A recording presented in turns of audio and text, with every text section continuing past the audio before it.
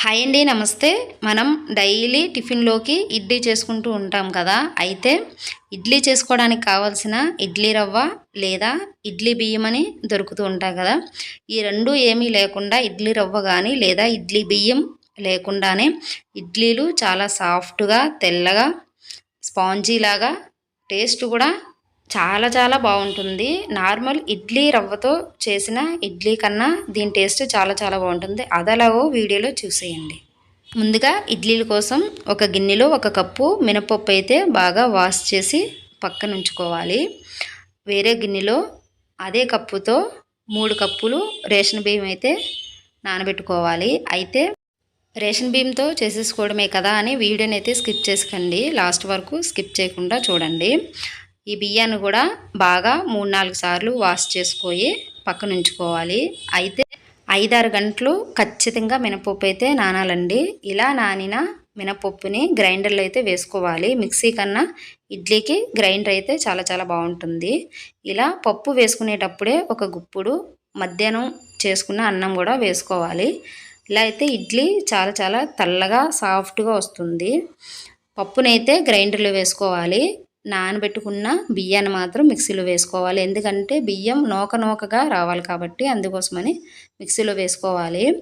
అయితే మీరు బియ్యాన్ని మినపప్పు నానబెట్టినప్పుడు కాకుండా మిక్సీ వేస్తాము అనే ఒక 2 గంటల ముందు నానబెట్టుకుంటే సరిపోతుందండి. బియ్యం ఎక్కువ నానిపోతే మెత్తగా క్రీమ్లా వచ్చేస్తుంది. అప్పుడు ఇడ్లీ అసలు ఏం బాగా రాదు. ఇలా మిక్సీ పెట్టుకునేటప్పుడు కూడా కొంచెం రవ్వలాగా తగులుతూ ఉండాలి చేతికి. అప్పుడే ఇడ్లీ అనేది పొడిగా వస్తుంది. మిక్సీ పెట్టేసుకున్న బియ్యం మిశ్రమం మొత్తం ఇందులో తీసేసుకున్న తర్వాత అయితే గ్రైండ్ చేసుకున్న మినప్పిండిని కూడా ఇలా దీంట్లో తీసేసుకోవాలి. గిన్నెలో 2 వేరువేరుగా మిక్సీ గ్రైండర్ పెట్టుకున్న తర్వాత 2 ఒక గిన్నెలో తీసి ఇలా చేతితో అయితే బాగా కలిపేసుకోవాలండి. దీన్ని 5-6 గంటల సేపు పక్కనే గాలి వెలుతురు తగిలే చోట్లో ఉంచుకోవాలి. అలా అయితే ఫర్మెంటేషన్ బాగా అవుతుంది. నేనైతే గిన్నెలో కలిపేసుకొని రాత్రంతా ఫర్మెంట్ చేయించుకున్నాను. అదే బయట ఫ్రిడ్జ్లో కూడా పెట్టకూడదు, బయట ఉంచుకోవాలి. చూడండి, పిండి చాలా చాలా ఫర్మెంట్ అయింది, చాలా బాగా ఉబ్బింది. అయితే ఇడ్లీ రవ్వ లేదా ఇడ్లీ బియ్యంతో చేస్తాం కదా ఇడ్లీ పిండి, సేమ్ అదే స్మెల్తో సేమ్ అదేలా ఉంది. దానికన్నా ఇది టేస్ట్ కూడా చాలా చాలా బాగుంటుందండి.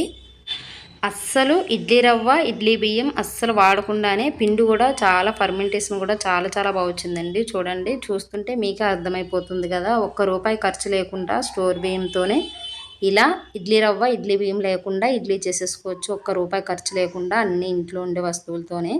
ఇలా ఒకసారి కలిపేసుకున్న తర్వాత టేస్ట్కి తగ్గ సాల్ట్ వేసేసుకొని చేత్తో కలుపుకుంటే పిండి అనేది బాగా కలుస్తుందండి. స్పూను గరిటె కన్నా చేత్తో కలిపేసి ఇడ్లీ అయితే వేసుకోవాలి. మీకు ఎంత పలచగా ఇడ్లీ, అదే కొంతమంది కొంచెం గట్టిగా లేదా కొంచెం జారుగా కలుపుకుంటూ ఉంటారు కదా పిండిని, దానికి తగ్గగా నీళ్ళైతే పోసుకోవాలి.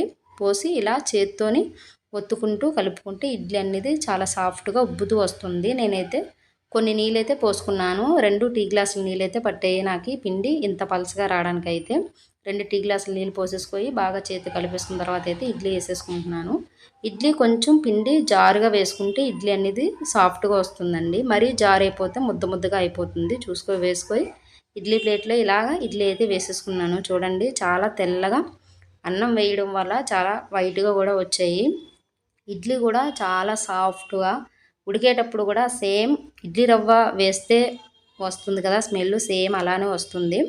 ఇడ్లీలు కూడా చాలా చాలా మెత్తగా దూదిలా వచ్చాయండి. ఈ వీడియో మీకు నచ్చినట్టయితే మీరు మీ ఇంట్లో ట్రై చేయండి. మీకు ఎలా కుదిరిందో నాకు కామెంట్ పెట్టండి. ఈసారి ఇడ్లీ వేసేటప్పుడు ఇలా స్టోర్ బియ్యంతో ట్రై చేయండి. ఇడ్లీ అనేది చాలా చాలా సాఫ్ట్గా మెత్తగా బాగుంది. మీరు మీ ఇంట్లో ట్రై చేసిన తర్వాత నాకు కామెంట్ పెట్టండి. వీడియో నచ్చితే లైక్ కొట్టి ఛానల్ అయితే సబ్స్క్రైబ్ చేసుకోవడం మర్చిపోద్దండి. గంట సింబల్ మాత్రం కొట్టడం మర్చిపోద్దండి. బాయ్.